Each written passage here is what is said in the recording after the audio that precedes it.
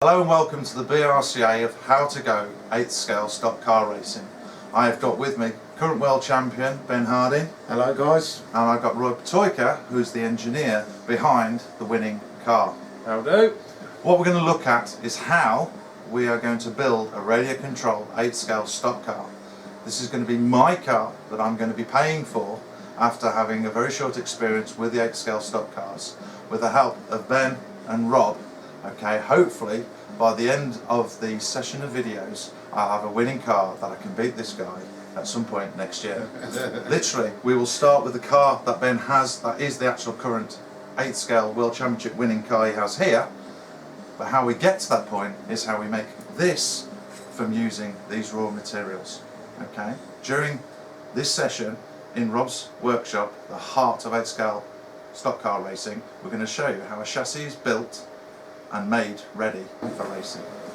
Okay guys, I'd like to ask, obviously certain steels and certain materials are used to make these cars perform, and this is where the heart and the start of the handling and the winning goes, doesn't it? Yes. Material, can you give an explanation on the materials and what we're looking to do to start making this chassis? Right, the very first thing we're going to do is cut the box section, the inch by inch and a half box section, into the main rails of the chassis. So this is the very first raw piece that we do. Okay, and then when you're looking at sourcing the materials, is there any particular, do you have a particular way of doing it, or is it graded, you know the material you're going to use for the project? All materials are sourced online by reputable suppliers. They have 2-3 different gauges as thickness steel that you'd want, so it depends on what the racer wants, what the driver wants. You can have a lightweight car which will get damaged pretty easy, or you can have a medium weight, and you can have a super heavyweight, but you touching on borderlines of weight limits on the rules then. So generally we stick to middleweight cars because they seem to be pretty versatile and pretty so the recipe is actually literally in the raw materials right from the start. Before you even consider about handling characteristics, you're looking at sourcing what the driver preference is. So like, say I'd like something that turns quite sharply, maybe even aggressively, you will build that into the car long before we fit any other components. Yes, yeah. If you've never raced anything before, then a heavyweight car is more advisable. Okay, so I know from other backgrounds, from other sports and other disciplines, some people may even have a wet car. Is that something, is it needed in oval racing, depending the weather that we have in the UK? Is it kind of, if you can afford it, yeah, but really you don't, it's not a requirement? No difference. No difference, No okay, difference. cool. Yeah, there's no difference. Okay, No so difference. what we're doing next? Let's make some sparks. Make some sparks. So you go, these are the, which components are these? So these are the chassis, that is the first chassis leg Okay. for the chassis, complete with top rail, Oh, okay. which we need to We need a cap and D-berth first.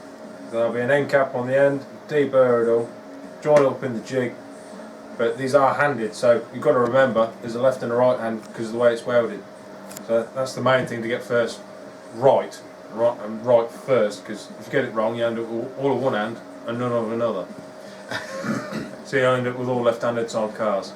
So first part of any chassis, the main thing we do is you've got to cap the top rails for the chassis rails. So that's what I'm going to do first. So we've got a 1/2 inch square bar on there, cut at a certain thickness. I can't tell you that because that's a secret. So the first thing we're going to do is tack it up.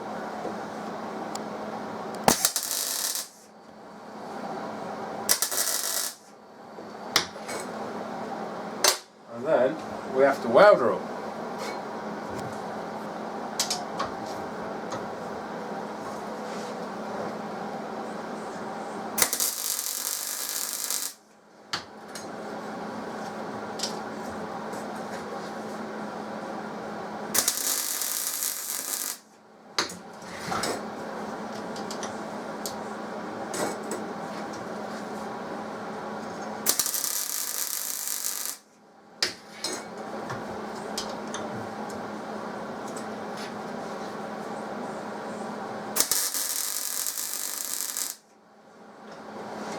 So that's the first part done. Now it goes over to cooling station and then it gets cleaned up. Right, so the next stage in making any chassis, we've got to join the two previous bits together. Obviously, bearing in mind, we've got to have a left and a right hand. So I'm going to do a left hand just for an example. So we're already set in the jig, ready to go, as you can see. Now, got to tack her up and then it'll be welded up.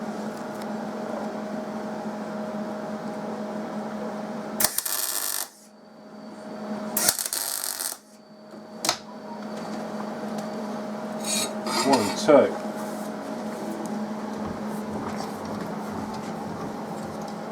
Load her up.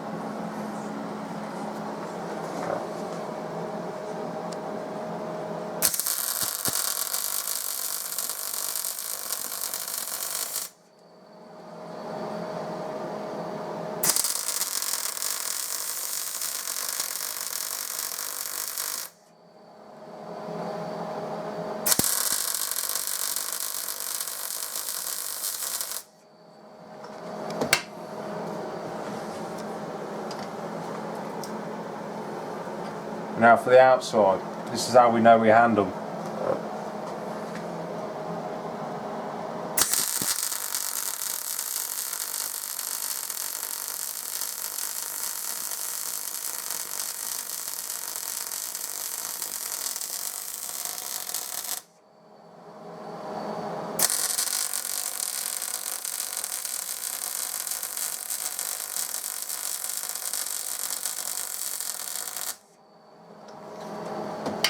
There we are. That's one left-hand chassis route ready for the cleaning department. Okay, so now this is kind of at what stage are we now with the chassis? So we've got one rail completed, so and that's from what we've seen so far. That's taken about 10-15 minutes to put together. However, maybe an hour, 2 hours to correctly cut the material. Yeah, you're talking, 15-20 minutes to get it cut, and then another 10-15 minutes to get it prepped, ready for the stage, including capping and stuff. Now it's obviously just been welded up. It goes back to be cleaned off, ground off, flush, ready marked. It will be marked then, ready for the slots to put in for the rear axle and the stub axle to go in. All be ground up, polished up, chamfered, ready for folding and stub axle to go in. Excellent. Okay, right, look forward to seeing the rest of it being finished off. Cool. Slots for the back axle, nice and slowly on the machine.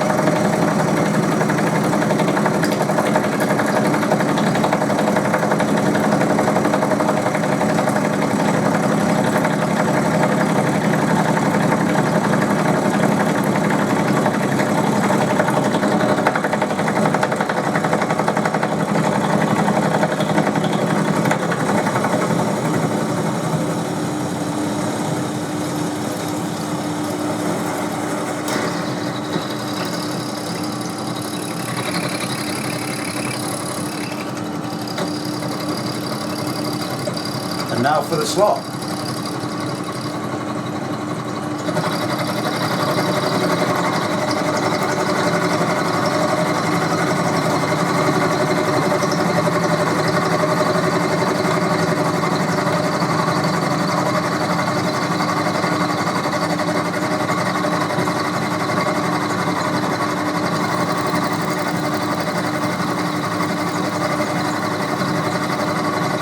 So on average, how many chassis do you make for the 8 scale racers in a year? I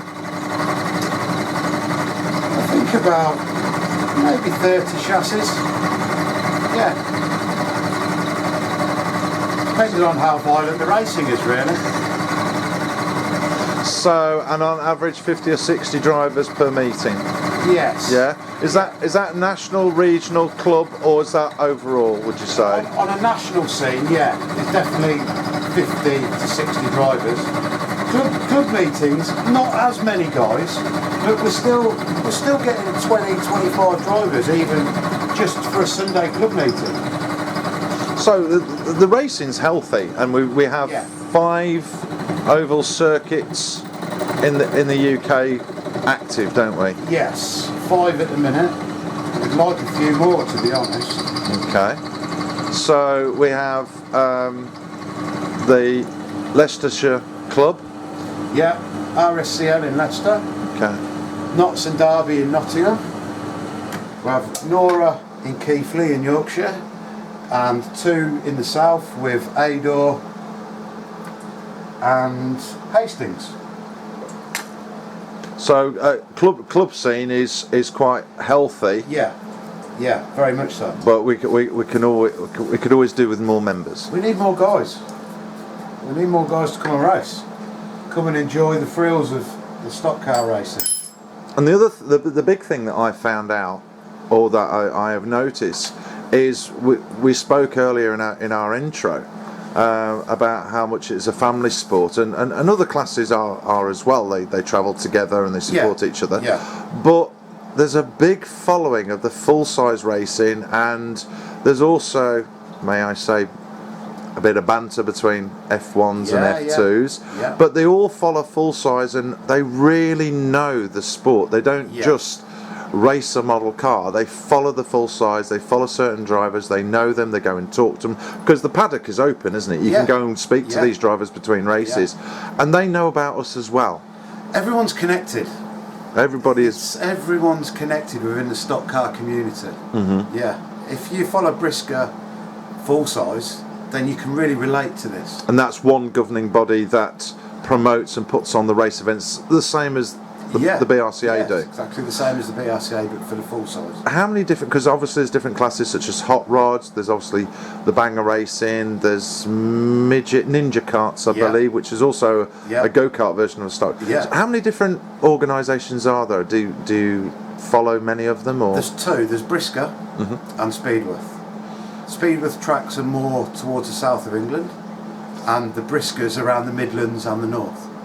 Right. So if there's an oval stadium, there's pretty much going to be stock car racing on. So a bit like where we have our members racing somewhere every weekend during the main racing season, which starts about Easter time, and goes through to, it's only just finished, I believe, with the finals till the end of November. So there's full size racing to follow. I mean, I did Urmston on a bank holiday, racing my F1 National. Had a great time, great fun, lots of history in the club, and then everybody invited me to.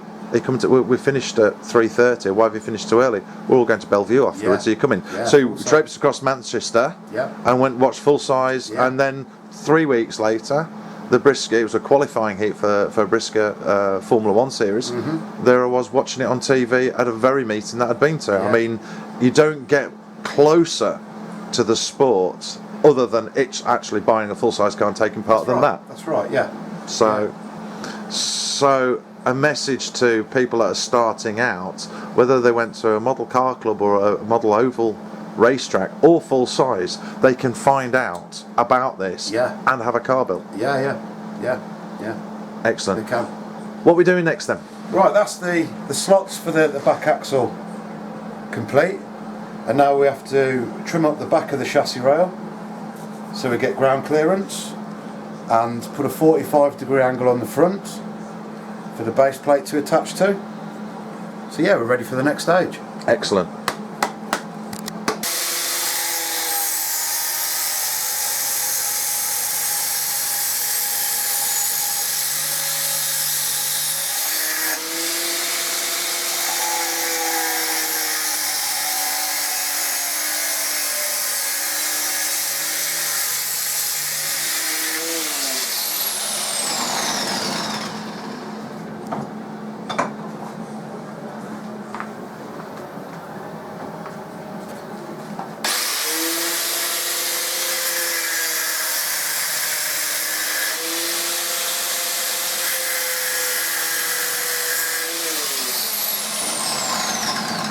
Now this is where the heart of the stock car side of this, because this is basically, although using machinery, the car's still being hand built, Yes. and yeah. that's kind of elitist, isn't it?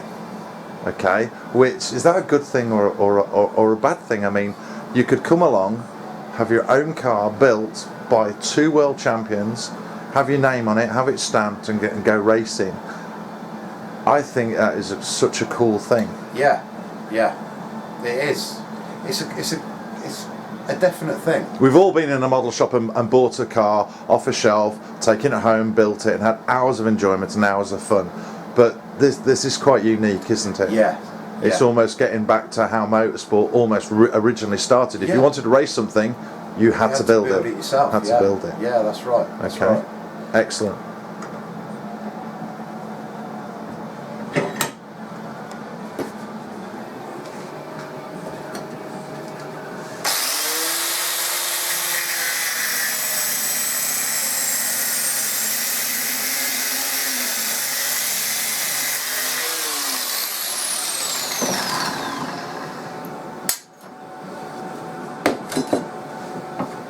Right, there we go. Ready for welding.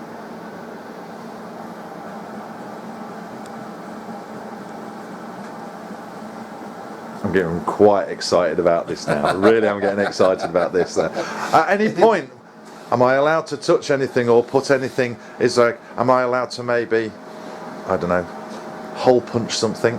I'm sure we can arrange something in a minute. Perfect. How are Thank you at you. welding? How am I at welding? Yeah, I'm sure you can have a go at welding. Have you seen my handwriting? Right, it can't be any worse than mine. You ever seen a 6-year-old with a pen? Right. Okay. Okay. Well, maybe I'll build myself up to that. Okay. So what's next then? Next is the chamfer's ben's just cut. I have to join up the tail end. I'll put it in the vise, fold it up, and join it up, and we can do a bit of a Blue Peter moment if you want.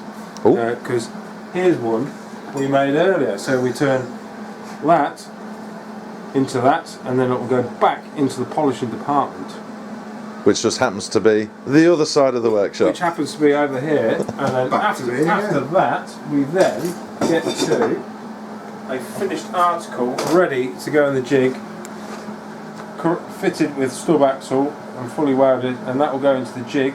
That's the right hand one as we're looking at it, and there'll be a handed pair, so we get a left and a right, and they'll be ready to go into the jig to assemble. So had brought the engine, just maybe. No, we'll do it tomorrow. Well, My eagerness is running away with me. as a true professional workshop we do have a test fit engine for every chassis ready to, so we know all alignments correct and everything. So once it's assembled, we test fit an engine and we know everything's straight and true and as it should be. Excellent. Are we ready for the next stage? Yes. We are. Wonderful. Let's go to the jig. We're ready for assembly in the jig. So we have 2 chassis rails, a left and a right hand. And this is where all the magic happens. That is championship winning jig, and it's no different for any other racer. They're all built in this jig. Now Nobody can say, there's a bit of history here, isn't there? oh, definitely. Okay, do you want to tell me a bit about the history about this jig? Because obviously we spoke earlier. Yeah. And this is like, ooh, this is getting quite. There's a lot of passion in all of this. History with the jig. History with the jig. Yeah. I'm sure we could even maybe do a song about that. Yeah, well, the actual jig was donated to me from a guy, John Sturgis, who unfortunately is not with us anymore. But he was building chassis pretty much from the start of the sport. So this would be in the early 70s? No, well, this actual jig is from the early 90s. Okay. So there's still a bit of history. You know, it's built a lot of cars, but the actual jig is still the same jig as from the early 90s. Yeah, all with love from John. Excellent. Yeah. Okay, so literally you continue in the history, the yeah, journey, yeah. everything about this. Still, there's an element that it dates back from the beginning. It hasn't changed. No. You know, No. tyres might change a little bit, more performance and engines, but basically the sport has actually it holds on to its roots. Yes, that's right. It does. Very much so. Excellent. Very much so. Right, let's get assembling. get building. If we go to the other side of the workshop, we have a ready-made kit of parts. Oh, So we have one rear bumper and one front bumper, and we also have, if I do recall, pointed around, we have a rear cross member, and it's not very professional. Shall I come round right it? Shall I come? I'm trying not to get in your way from. It's not very professional right now, but we don't have a mid brace for the engine. Yeah? Yeah. We'll do that in a minute. Yeah. We'll give you that then, thank you. That's right. As we are, into the jig, very important. A few little tips. Pre-bent, and that's a very crucial angle there to be bent. And secrets of the trade and all that, we don't give them out. But it's bent. But it's bent. I'm not going to tell you how I bend it. And sometimes they do require a little bit of TLC just to fit them in. Is that's the engineering term or a racer's term It's- for? It's hand built. It's hand built. Needs Yeah, handling. you ask any engineer, anything hand built, you know you will never get two things exactly the same. So, measurement wise, you get it within the nearest mil, and every little half a mil, quarter mil after that, we have to trim. So, this is exactly why we have to trim. Because of the heat and the manufacture of welding, materials change. So that's what we're going to do. That doesn't quite fit in, not quite how I want it, so we've just got to trim it. Only a snippet, but it's there.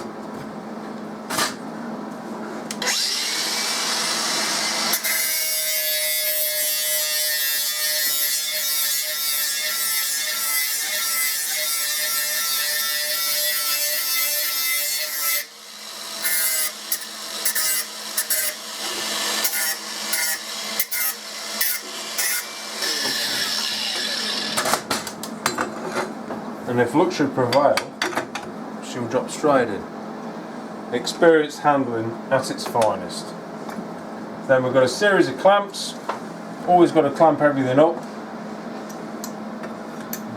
But what I do, everything goes in lightly first.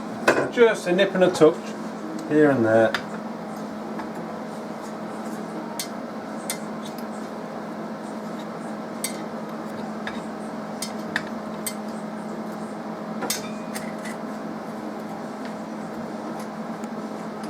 So when you're racing in your F1 12th scale, your local club's Rugby? Rugby Raceway, yeah. Okay. That's our local club. I was nominated in as chairman or promoter this year, so it's not my club by any stretch of the imagination, but I am running it as we speak, along with plenty of help behind the scenes that nobody knows about, which is thanks to Martin O'Neill and still Lawrence Collins, rather. He's done it for 7-8 years now, and before that we had a long time club chairman of John Cutts, and you cannot forget him. He's one of the grandfathers of 12th F1 racing. You know, if it wasn't there to be won, he didn't win it. He's the granddaddy, and basically thanks to me continuing to racing, to be fair. Not many people know that, but he always told me he'd never give up, and he's seen something special in me as a kiddie. And I know we're detracting from the fact we're not talking about 8th scale rather now. No, but it like you say, It's a family there's a sport. progression. I mean, you know, somebody as young as 5 or 6 can start in 12th scale indoors Yeah. all year round, and then they can progress to the outdoors, and or do both. Even they could do indoors and outdoors depending on a budget. And I dare say I've noticed a couple of people that were doing 8th scale stock cars, and I met them at Leicester, and now they've taken up an F2 because they're near enough to come racing, and they're having the ball. They're really enjoying it once they've got their head around of getting their car to work. And they are very competitive on 8th scale because I've raced against them, and now they're very competitive with 12th. Now they've got their head around how the chassis actually handles, and now the banter is like, you know, where before they were learning about a smaller car, they've adapted their skills, transferred their skills, and now they're, you know, everybody's on equal terms now. So the battle's there to be had. And I'm sure Ben will agree with me. By racing an eighth, you can hone your skills. It's a bigger car, it almost moves slightly slower. If you go into a smaller scale, it can really hone your skills towards racing a bigger car, because it's that much smaller, that much twitchier, and you find quite a lot of guys will go to a 12th scale in the winter times to hone their skills ready for an 8th scale for the summer league, because all of a sudden the car's a lot easier to drive because they're so used to driving something smaller, twitchier, more aggressive, and this thing almost becomes easier to drive. Easier to drive. I found that because I've been very fortunate to race different classes, and the speed, I sort of, okay, this is a manageable speed. I mean, obviously Ben comes past you and laps you 2 or 3 times, and so you set your goal. However, it wasn't so much about the speed; it was about the setup of the car, and obviously the technique. But I still felt the overall goal wasn't that far away. It wasn't like, oh, I'm not doing very well, I'm not coming to do this anymore, I can't possibly keep up. It's fine tuning, like, you know, the tyres, the different stagger, which obviously all of this we'll talk about in our later episodes. The stagger, the setup, how do you want the car, and it's all achievable, and you can see it's achievable while you're out on the track, even if you feel that you are 2 or 3 laps off the pace, and you've got to have a bit of lady luck on your side when you're out there. Oh, Yes. definitely. You can make it happen, or it'll happen for you. Yes. And there was one comment that Tony Parry, who got me in all this, it was all his fault basically, but I thank him greatly for it. He went, "You may be leading, but you're never in front." And I love that term so much, because you never know what's happening the next bend. Exactly. And I think that's kind of the essence of it. And you get 3 or 4 goes, you get into a semi, you work up to a final. It's just so raw, and yet it does have a form of poetry. I think, because you have to take it on the chin. It is a battle. And you sometimes you really have to swallow that it didn't work for me today. But there'll be next week. And then you start, right. you know, and like you say, you get to race with everybody. It's really, really good. There's always another race. You know, since I won the World Championship last year, I've done absolutely terrible. There's always another race. You can't win them all. No. And it happens. You can't change it. You just got to have another go. And that's the beauty of it. Like you said, you never know what's around the next corner. It could be a pile of traffic, or it could be a clear corner. You don't know. Unless you've got gecko eyes, you just don't know. Excellent. So what we're doing next? What's Right.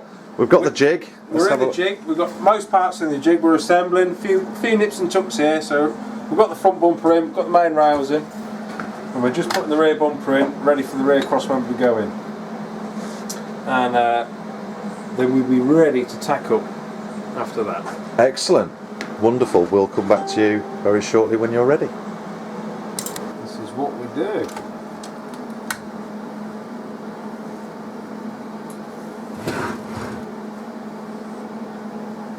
Cool. Right. Ready for that and that.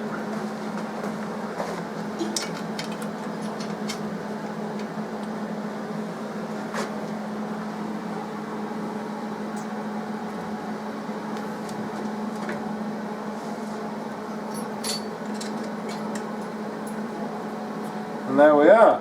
We have one chassis clamped up in the jig, ready for tacking up.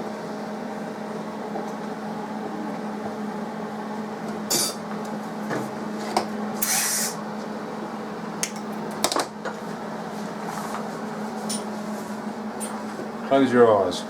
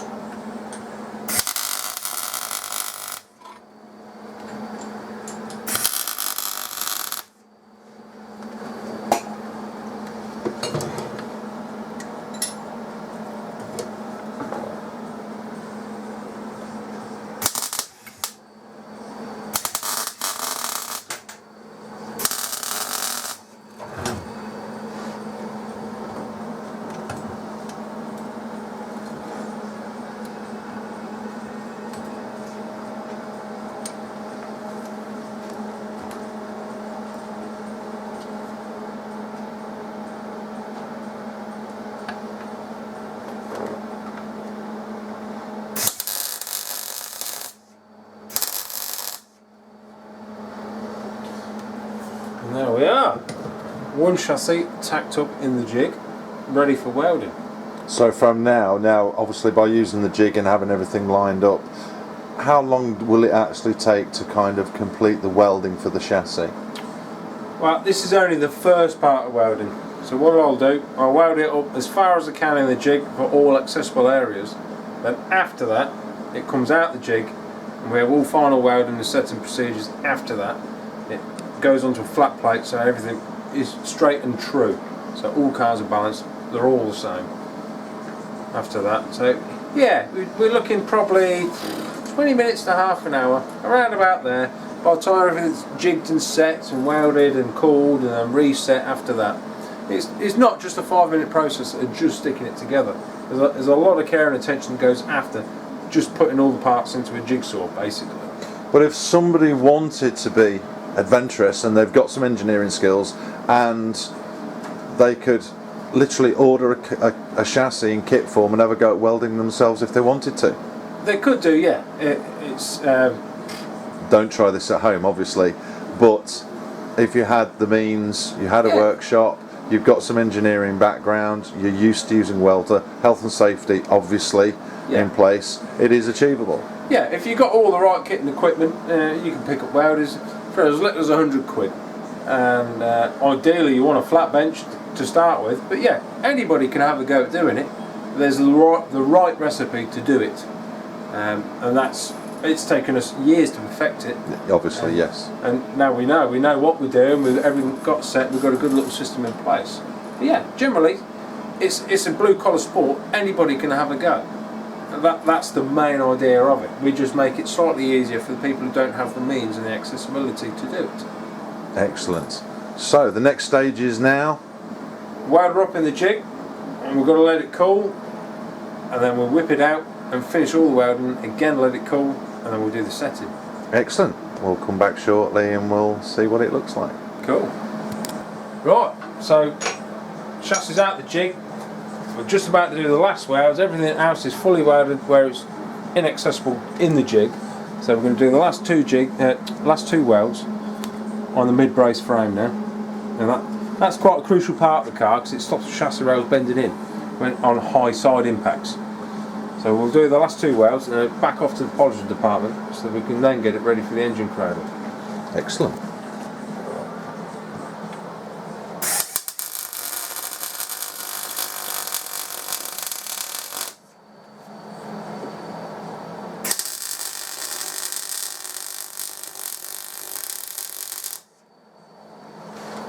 And off to you now, Ben. Crash. Why, thank you very much, sir. Into the final polishing.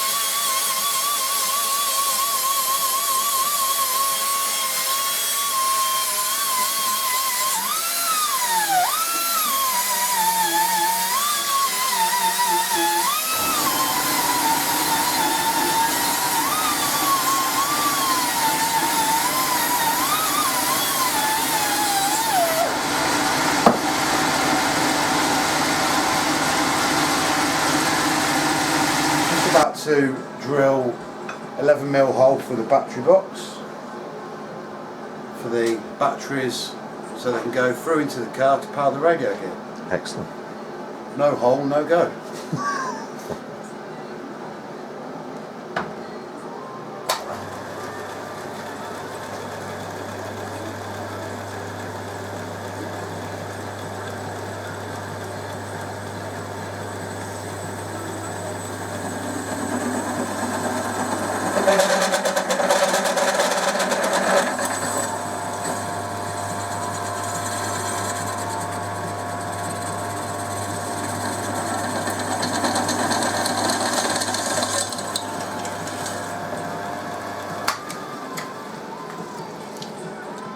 So now we have the hole for the battery to run the electrics for the car.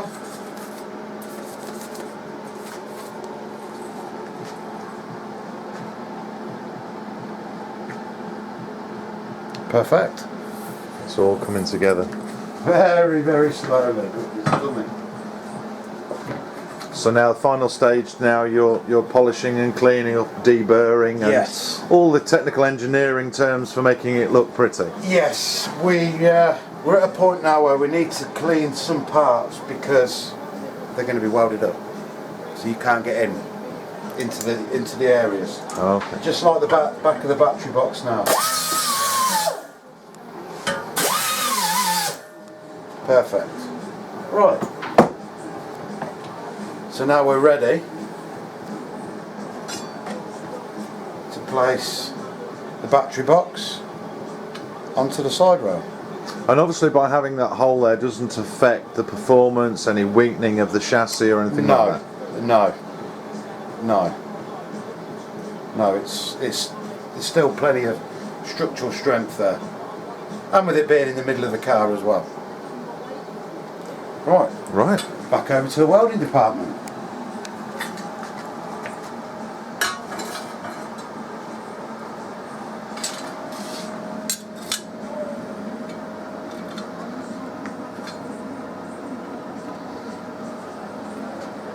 Ready for welding. Now we've got the chassis to the stage, we've got the engine cradle, the base plate on, and now we're going to put the battery box on and the side rail location tabs.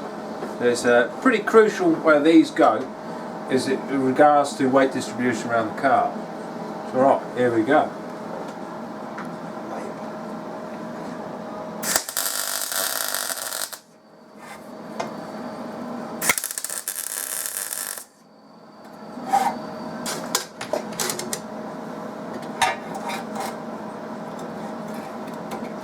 So as I put the main battery box on, that decides the location of the side rail fixing tabs. So as long as that is in the right place to start with, everything else will fall upon itself. It's almost like a self-guiding process, really.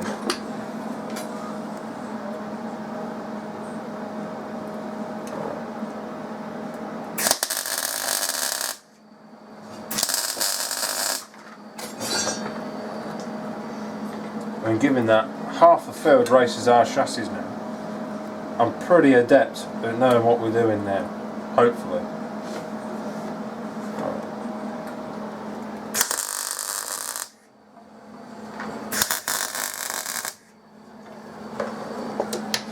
So there we have it, that's one side tacked up, which will now give me all the correct measurements to follow the tabs onto the other side.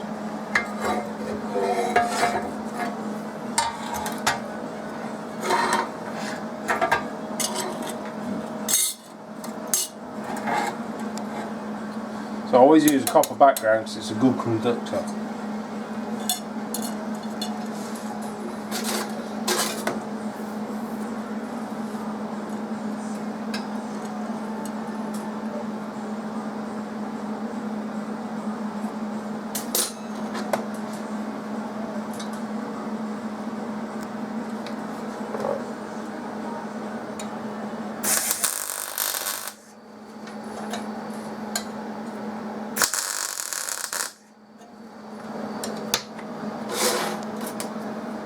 And last but not least, the final location tab.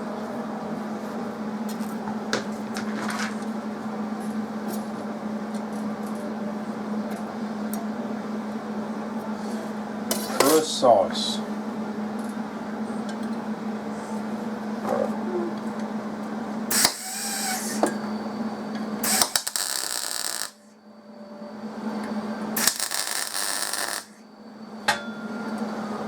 And there we have it. It's one of the final processes of welding an 8th chassis.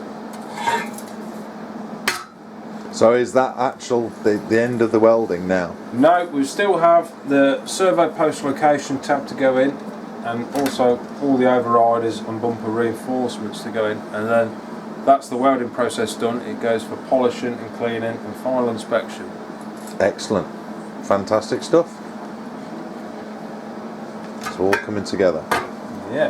Right, so the state we're at now, we're in final stages of welding. So we're now assembling all the overriders and the front braces, and it'll be the rear brace as well. And that'll be that then, ready for final polishing and delivery of your new chassis.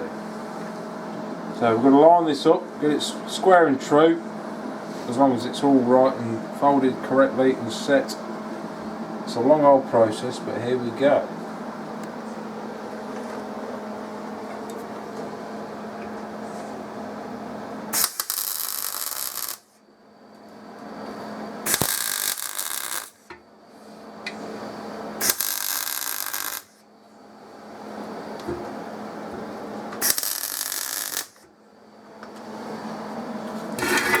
So that's the front cross member in, or front bracing as most people would like to call it. And we'll get this welded in.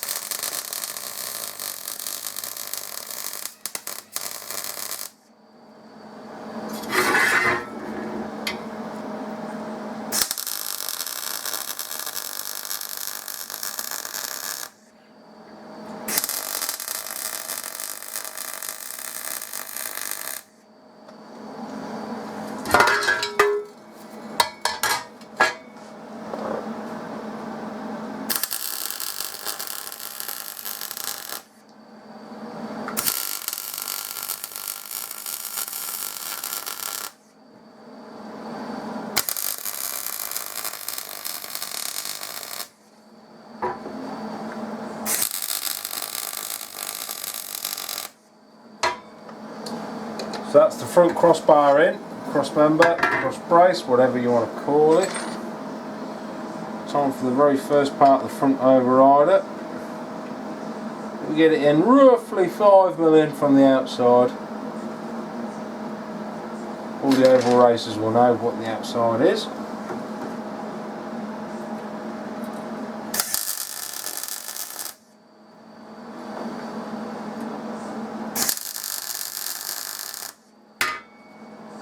Got it tacked in 2 positions. I know that will hold it square. So weld from the outside to the in. I'll know that will pull it one way, just enough ready for me to weld it on the inside, and that'll get me two positions. I'll know which way to go.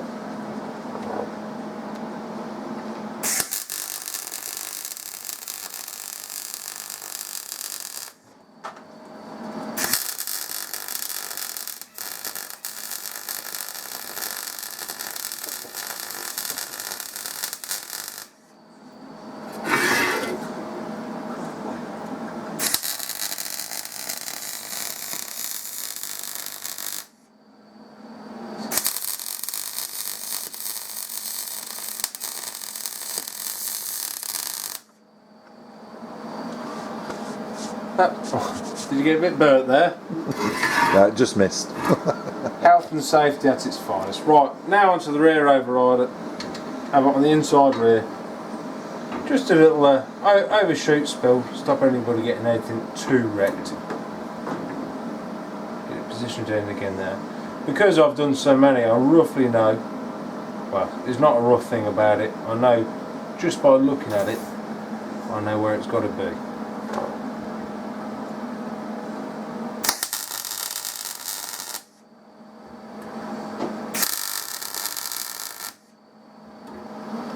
Again, I'll tack it one way, but overset it one, so when I weld the first part, it will pull square, and then when I round it off and weld the rest of it, I'll know it's right. We've had a fantastic evening. Thank you to Ben and to Rob.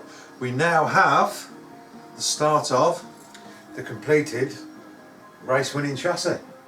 I'm liking that. And who's it going to belong to? Mr. Layton. Wicked. That's absolutely fantastic. So far we have a chassis ready for its next stage, which is going to be installation of the engine and the radio gear and the electrics, and then balancing the car. Gentlemen, it's been an absolute pleasure. Thank you, Thank sir. you very much. Thank you, Alan. Next episode, we'll be back here again in the workshop, getting the stock car ready for the 2019 season. Stay tuned. See you soon. Thank you very much. Cheers, guys. See you Thanks, guys. guys. Ta-ra.